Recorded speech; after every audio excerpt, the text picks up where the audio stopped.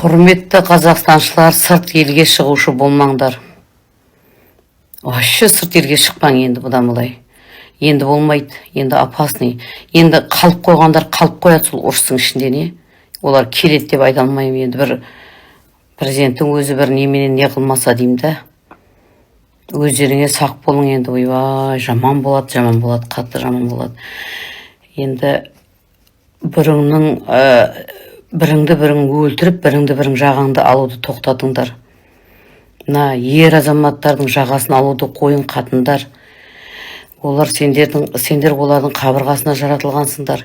Баж етесіңдер. Тойынып айырылатын қатындар бар, байынан мынандай. Ұятта болса айтайын, 5 әріпке тоймайтын қатындар бар.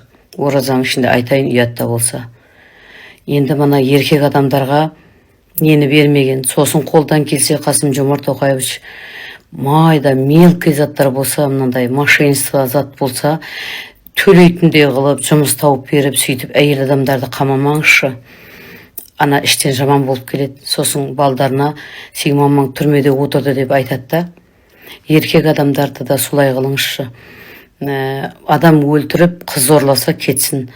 Бұлай ана мелкий неменен қамамаңыз, түрмеге барып келді деген аты болады, сосын балдарына да қиын болады, бетін алып жүруді.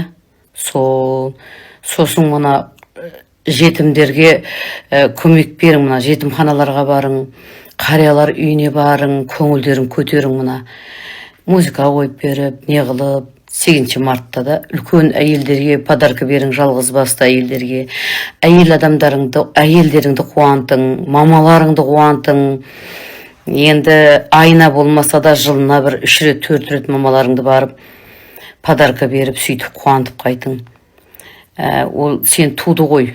Сол үшін мен енді ауыр айтпай қояйын, Америка қатты өзіне сеніп кетті. Ана 2 басты Айдарқа судың ішінен келатыр. 1 басты Айдарқа тақыр құмнан келатыр. Енді мен білмеймін. Мына белсенді азаматтарды өлтіре бермеңдер.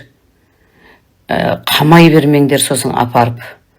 Бірақ қалай не болғанда да Қасым-Жомарт Тоқаевич дайын тұрың бәр затқа.